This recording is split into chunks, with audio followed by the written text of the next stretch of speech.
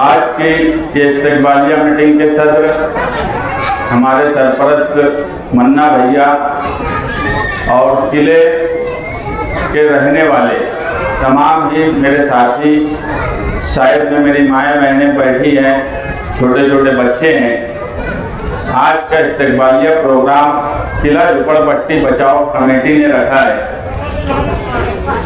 आज मुल्क के जो हालात हैं उस हिसाब से इस्तकबालिया प्रोग्राम करना ये मुनासिब नहीं लगता, मगर इनके घर थे और ये बेघर होने की तरफ जा रहे थे, इसलिए ये चाहते थे कि रखा जाए। यहाँ पटाखे भी फूट रहे हैं। हमारी आर्मी जो है वो भी दुश्मन मुल्क में पटाखे फोड़ी, तो मैं तो यही मानूंगा जो पटाखे फोड़े जा रहे हैं ये हमारी आर्मी की भी हौसला अफजाई हो, इसलिए फोड़े जा रहे हैं। आज की मीटिंग कल के हाईकोर्ट के फैसले के बाद जो हमें राहत मिली उस ताल्लुक से बुलाई गई है। कल का जो फैसला था वो कई मायने में हमारे लिए बहुत बेहतर इसलिए भी है कि सिर्फ सवाल एक किले झोपड़पट्टी का नहीं था। 20 जनवरी 2025 को गवर्नमेंट ने जो नोटिफिकेशन निकाला कि पहाड़ पर जो किले हैं, ज़मीनी किले हैं, ऐसे तमाम ही किलों का सुशोभीकरण तज़ीनकारी करने के लिए वहाँ का इंक्रोचमेंट निकाला जाए। शासन ने, सरकार ने कोई निशानदही कहीं नहीं की कि ये अतिक्रमण है। वो प्रशासन अपने अपने लोकल प्रशासन का काम था कि वो तय करे कि अतिक्रमण क्या है, मगर जानबूझ के सरकार और प्रशासन सिर्फ एक कौम को, मुसलमानों को बेघर करने की नियत से वो परिपत्रक निकाला गया। और कल जब कोर्ट में ये मामला आया तो यहाँ बहुत से जिम्मेदार बैठे हैं जो मुसलसल कोर्ट में हाजिर थे। कोर्ट में 15-20 मिनट बहस चली। सरकारी वकील ने भी पूरी ताकत से कोशिश की कि फैसला आज या कल में, कल वापस नहीं आज रख दिया जाए। आज हाईकोर्ट का आखिरी दिन था, उसके बाद वेकेशन शुरू होगा 1 महीने का। उसने भी बहुत कोशिश की और उसकी भी कोशिश जब सामने वाला बहुत ताकत से लड़ता है और उसके बाद कोई फैसला आता है तो सब चीज़ समझ में आ जाती है। जो सरकारी वकील थी उसकी कोशिश भी सरकार की तरफ से बहुत बेहतर थी, मगर हमारे वकीला ने भी वैसा डिफेंस किया और वैसी बात रखी। जज साहब को कहीं ना कहीं ये मानना पड़ा कि सिलेक्ट करके नोटिस दी जा रही है, इसलिए उन्होंने ऑर्डर में लिखा, ऑर्डर भी आ गया कि प्रोसेस ऑफ लॉ करके ही कोई भी कामकाज किया जाए। और 25 तारीख को सरकारी ऑफिसरान मतलब कलेक्टर या तहसीलदार अपना अफिडेविट फाइल करे। हम एकदम साफ, हमारी पेटिशन थी, हमने कोई जगह नहीं मांगी थी कि इसके बदले में मुतबादिल जगह दे दो। हमने साफ कहा कि किले की जो 4 दीवारी है उसके अंदर स्कूल चल सकती है, उसमें जिमखाना चल सकता है, उसमें टेनिस कोर्ट चल सकता है, उसमें शौचालय बन सकती है। तो किला और खंदक, हम जहाँ खड़े हैं ये खंदक है, यहाँ हॉल बना रह सकता है। तो उसके बाद के लोगों को ही नोटिस क्यों दी गई? अगर नोटिस देने की बात है तो नोटिस स्कूल वालों को भी दी जाए और सबको दी जाए। अगर due to process of law के साथ भी हमको यहाँ पर जाना पड़ेगा तो हम वहाँ भी जाएंगे, अपनी बात रखेंगे। और जो इंक्रोचमेंट स्कूल के अंदर है जहाँ से आरएसएस का हेडक्वार्टर चलता है, उनको छोड़ देना ये कहीं ना कहीं एक किसी को टारगेट करने जैसा है। और कोर्ट को भी ये बात लगी कि ये टारगेटेड नोटिस दी जा रही है। तहसीलदार साहब हाजिर थे, उनसे भी कई बार पूछताछ की गई, उनको भी बोला गया कि तुम्हारी नोटिस गलत है, तुमने गलत नोटिस दी है। बोलने का मतलब ये है कि ये फैसला होने के बाद आज ही मुझे विशालगढ़ से किसी का फोन आया। विशालगढ़ में 2 दिन पहले वन विभाग ने वहाँ के रहने वाले लोगों को, रिहायशी लोगों को जो सालों से रह रहे हैं, उनको भी 15 दिन में खाली करने की नोटिस दी। हम आसिफ शेख साहब से बात करेंगे और हम कोशिश करेंगे उनकी भी मदद की जाए। ये वही विशालगढ़ है जहाँ पर इससे पहले प्रशासन ने एक दरगाह पर जबरदस्ती बुलडोजर चलाया था। तो ये माइनॉरिटीज इस रियासत में जहाँ भी परेशान है, हम हमेशा बोलते हैं कि मालेगांव शहर रास्ता दिखाने का काम करता है और ये फैसला भी कहीं ना कहीं रास्ता दिखाने का फैसला है। ये लड़ाई अभी खत्म नहीं हुई है। 133 जो रहने वाले लोग हैं वो कोर्ट में गए हैं, उनको राहत मिली है। मैं यहाँ की किला झोपड़पट्टी बचाव कमेटी के जिम्मेदारान हैं, अगर इनके साथ और लोग जुड़ते हैं तो मैं इनसे यही कहूँगा कि उनको जोड़िए।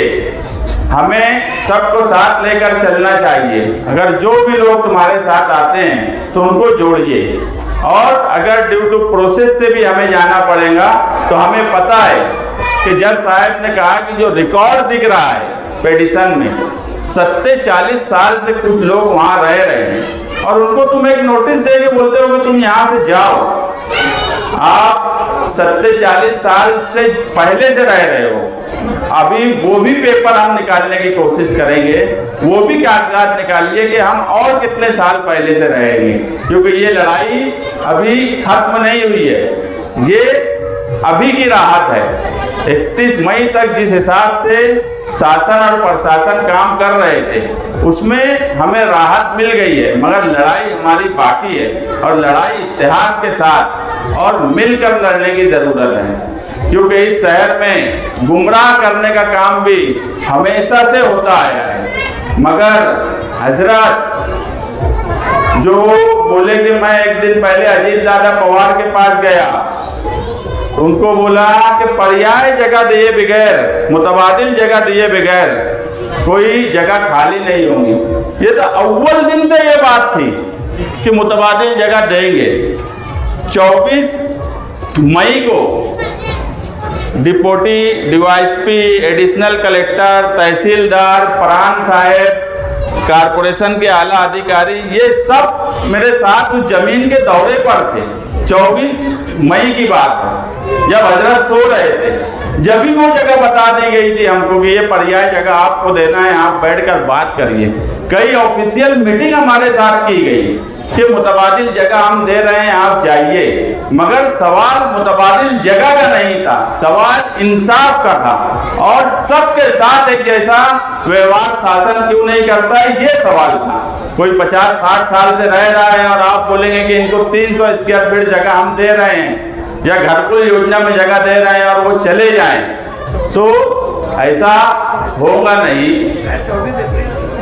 24 अप्रैल, हाँ मई अभी चल रहा है, 24 अप्रैल को हमारे साथ दौरा सारे सरकारी ऑफिसरान ने कर चुके। इनका मामला ऐसा हो गया कि जब 178(3) पर बुलडोजर चल रहा था तो ये बोलते थे कि मैं ओहदे पे हूँ, जो लोग ओहदे पे नहीं है उनकी जिम्मेदारी है, तो आप इस्तीफा दे दो, आप इस्तीफा दे दो।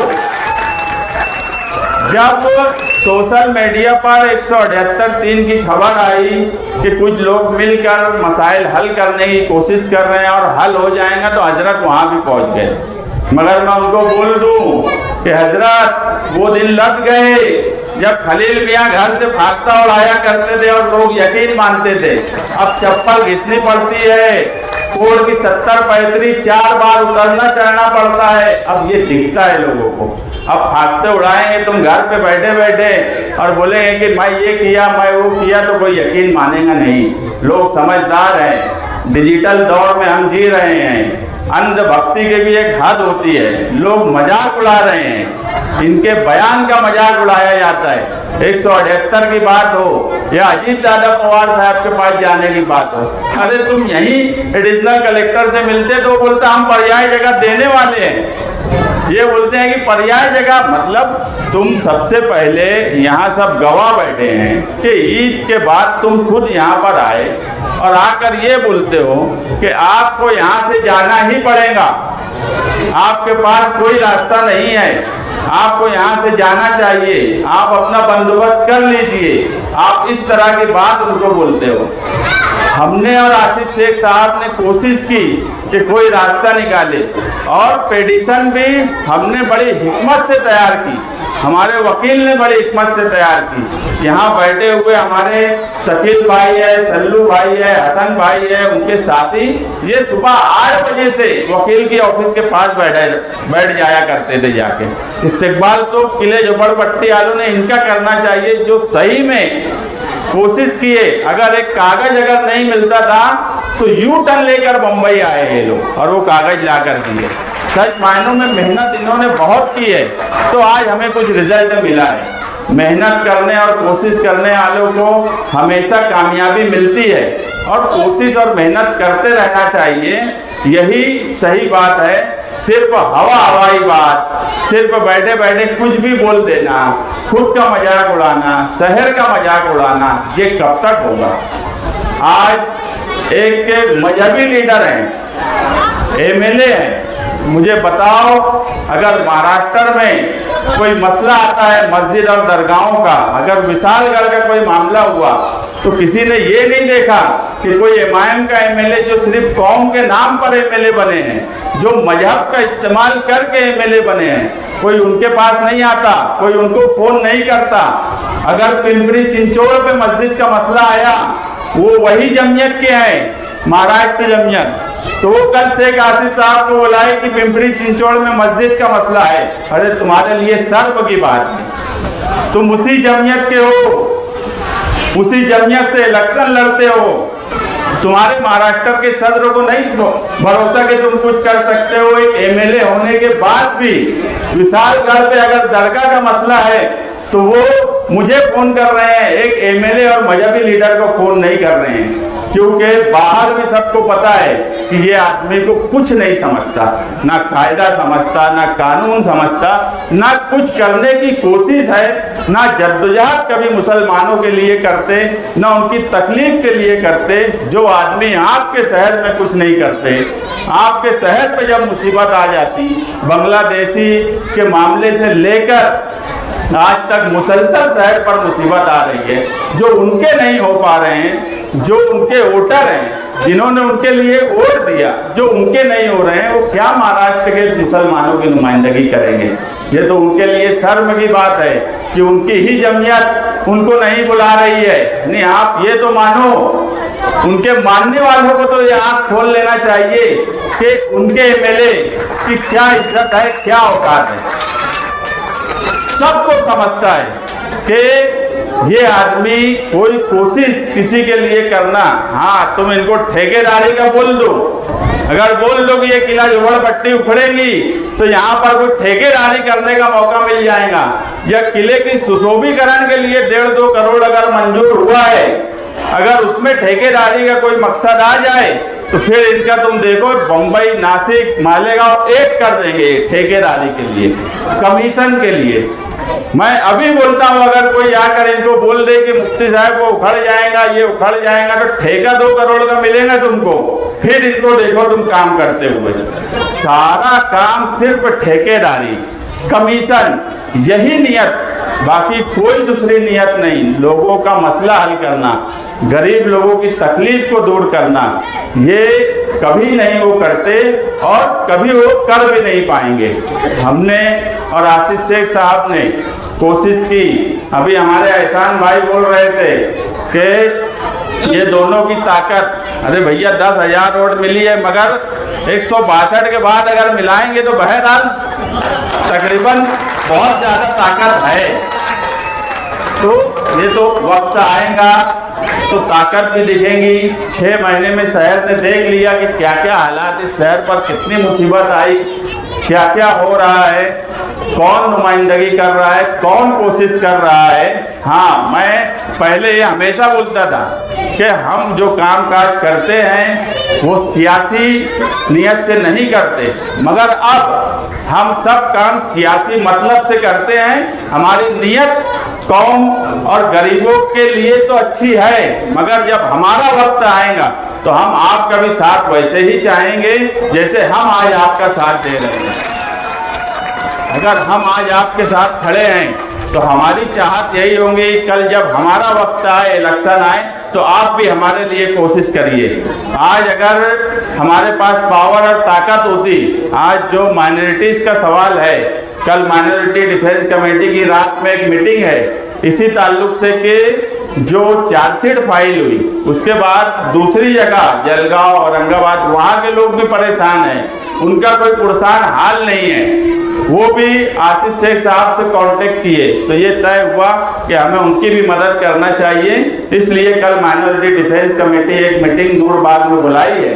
हम कोशिश, मेरा बताने का मतलब ये ही, कोई आसिफ शेख एमएलए नहीं है, हम एमएलए नहीं है, मगर उसके बाद भी मालेगांव शहर हमेशा से, निहाल साहब के वक्त से इस शहर को हमेशा इसलिए माइनॉरिटीज़ ने देखा कि अगर कोई मुसीबत कहीं पर आ जाती थी तो मालेगांव शहर का नुमाइंदा उनकी नुमाइंदगी करता था।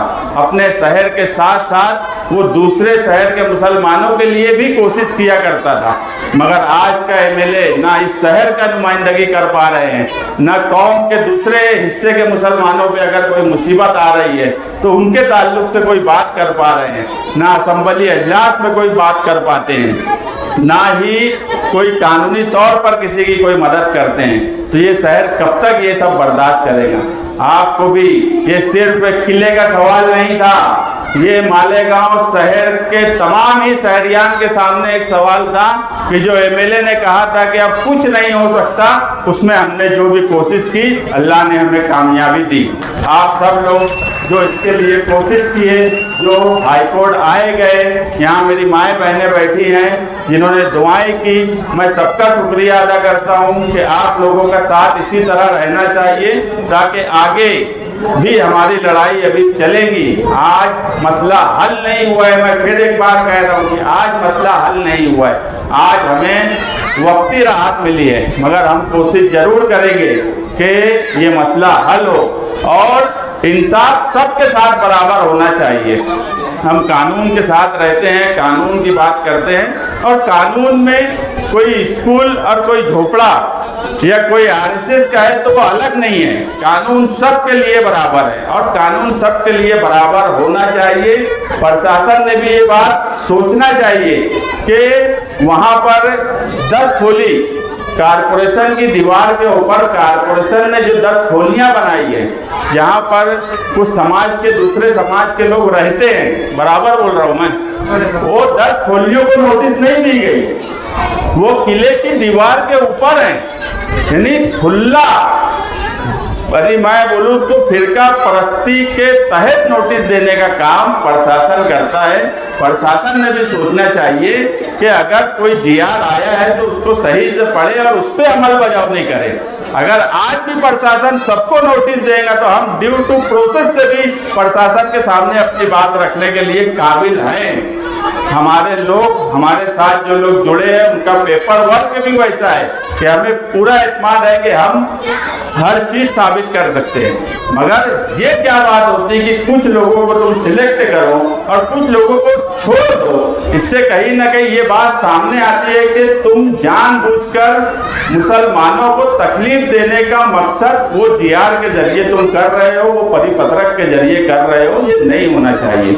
हम आप लोगों के साथ हैं, इस शहर के साथ हैं। इस शहर पर जब भी मुसीबत आएंगी इंशाअल्लाह हम दोनों साथ में खड़े रहेंगे। हमको बहुत बोला गया किले के मामले में, हाईकोर्ट के ऑर्डर आने से पहले तक लोगों ने फोन करके बोला कि क्या जरूरत है तुम लोगों को, क्यों बिला वजह तुम लोग लगे हो। जिसको वहाँ वोट दी गई, जिनको वोट दी गई वो करेंगे ना जो करना है। मगर हमने उनको एक ही बात बोली कि ठीक है वोट उस वक्त नहीं दिए, मगर आज बुलडोजर चल गया किले पे तो वो सिर्फ किले झोपड़पट्टी पे बुलडोजर नहीं चलेगा। हमारे मालेगांव शहर कि आबरू पे, हमारी इज्जत पे और हम पर भी एक बुलडोजर चलने जैसी बात हो जाएगी, और हम नहीं चाहते ऐसा। ये कोई एक बस्ती पे चल गया तो बस बात खत्म हो गई, ऐसा नहीं है। जो आज़ादी के वक्त से बसे हुए लोग हैं उन पे बुलडोजर चलेगा और हम सिर्फ ये सोच लेंगे कि यार वहाँ हमको वोट नहीं मिली इसलिए हम उनका काम नहीं करेंगे, तो ऐसा नहीं है। मगर आगे हम जरूर चाहेंगे कि हमें ताकत दो, वोट भी दो। यानी मैं इलेक्शन नहीं है, मैं साफ साफ बोल रहा हूँ कि ताकत दो, वोट दो, हमारे लिए ताकत बनो। अगर हमें ताकत मिलेगी तो ये ताकत का इस्तेमाल हम आज से ज़्यादा बेहतर तरीके से कर सकते हैं। आने वाला वक्त कारपोरेशन इलेक्शन का है, हर चीज़ कारपोरेशन से जुड़ी होती है। अगर वहाँ अच्छे काबिल लोगों को आपने नहीं भेजा, ऐसे ही अनपढ़ जाहिल जिन्हें कुछ नहीं समझता उनको भेजा, तो आप भी गए, आपका शहर भी गया, कुछ नहीं मिलने वाला। क्योंकि ये लड़ाई जो है ये कारपोरेशन से मिली हुई लड़ाई है, इंक्रोचमेंट और अतिक्रमण की। तो अब आपको भी सोचना चाहिए कि गलतियां हो गई। मैं क्या बोला कि खलील मियाँ भागता उड़ा रहे, अभी भी घर पे बैठे उड़ाते रहेंगे, इलेक्शन तक उड़ाते रहेंगे। मगर अब आपको देखना है कि भागता उड़ाने वाला सिर्फ भागता ही उड़ा रहा है, ना चिप्पल घस रहा है, ना कोशिश कर रहा है। इसलिए समझदारी से आप लोग फैसला करिए, समझदारी के साथ, इत्तेहाद के साथ कोशिश कीजिए। हम आसिफ शेख साहब और हम हर तरीके से आपके साथ खड़े रहेंगे। हमारी कोशिश हमेशा यही रहने वाली है कि किसी के साथ अगर नाइंसाफ़ी होती है तो उसके साथ खड़ा रहा जाए, उसके लिए इंसाफ की कोशिश की जाए, और वो कोशिश हम कर रहे हैं और इंशाअल्लाह आगे भी करते रहेंगे। शुक्रिया।